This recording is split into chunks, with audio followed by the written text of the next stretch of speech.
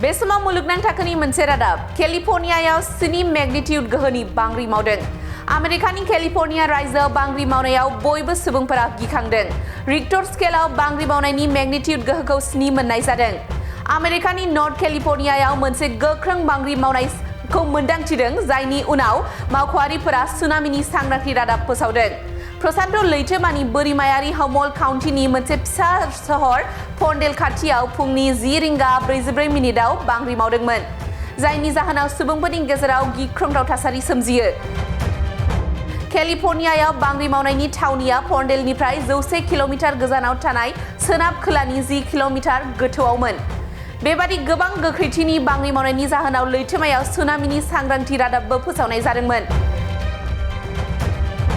बृहस्पतिबारखालि हर गेजेराव केलिफर्नियानि बोरिमायाव गोहोगोरा बांग्रि मावनायनि जाहोनाव लैथोमायाव सुनामि फैनायनि खैफोद सोमजिदोंमोन।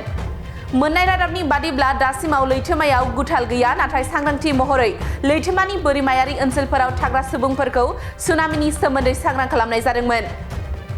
हन'लुलुआव हायुङारि बोथोर सिबिथायनि सुनामि सांग्रांथि मिरुआ गावनि सांग्रांथियाव बुंदोंमोन दि बांग्रि मावनायनि मिरुनिफ्राय 300 किल'मिटारनि बेंखनथायाव मोनसे खैफोद गोनां सुनामि जानो हागौ।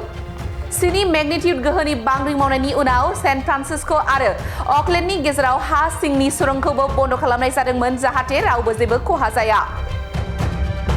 रादाब बिजोंनि रिपर्टनि बादिब्ला बे गोख्रों बांग्रि मावनायजों न'फोरनि इन्जुर आरो लामाफोरा गावस्रादोंमोन। बे समाव मुलुगनां थाखोनि मोनसे रादाब केलिफर्नियायाव 7 मेग्निट्युड गोहोनि बांग्रि मावदों।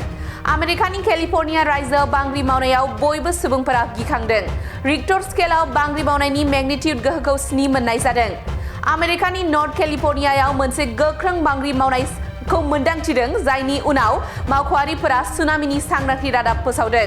प्रशान्त लैथोमानि बोरिमायारि हमल्ड काउन्टिनि मोनसे फिसा सहर फन्डेल खाथियाव फुंनि 10:44 बांग्रि मावदोंमोन, जायनि जाहोनाव सुबुंफोरनि गेजेराव गिख्रंथाव थासारि सोमजियो। केलिफर्नियायाव बांग्रि मावनायनि थावनिया फन्डेलनिफ्राय 100 किल'मिटार गोजानाव थानाय सोनाब खोलानि 10 किल'मिटार गोथौआवमोन। बेबादि गोबां गोख्रैथिनि बांग्रि मावनायनि जाहोनाव लैथोमायाव सुनामिनि सांग्रांथि रादाबबो फोसावनाय जादोंमोन। बृहस्पतिबारखालि हर गेजेराव केलिफर्नियानि बोरिमायाव गोहोगोरा बांग्रि मावनायनि जाहोनाव लैथोमायाव सुनामि फैनायनि खैफोद सोमजिदोंमोन। मोन्नाय रादाबनि बादिब्ला दासिमाव लैथोमायाव गुथाल गैया, नाथाय सांग्रांथि महरै लैथोमानि बोरिमायारि ओनसोलफोराव थाग्रा सुबुंफोरखौ सुनामिनि सोमोन्दै सांग्रां खालामनाय जादोंमोन। हन'लुलुआव हायुङारि बोथोर सिबिथायनि सुनामि सांग्रांथि मिरुआ गावनि सांग्रांथियाव बुंदोंमोन दि बांग्रि मावनायनि मिरुनिफ्राय 300 किल'मिटारनि बेंखनथायाव मोनसे खैफोद गोनां सुनामि जानो हागौ। 7 मेग्निट्युड गोहोनि बांग्रि मावनायनि उनाव सैन फ्रान्सिस्क' आरो अकलेन्डनि गेजेराव हा सिंनि सुरंखौबो बन्द खालामनाय जादोंमोन, जाहाथे रावबो जेबो खहा जाया। रादाब बिजोंनि रिपर्टनि बादिब्ला बे गोख्रों बांग्रि मावनायजों न'फोरनि इन्जुर आरो लामाफोरा गावस्रादोंमोन।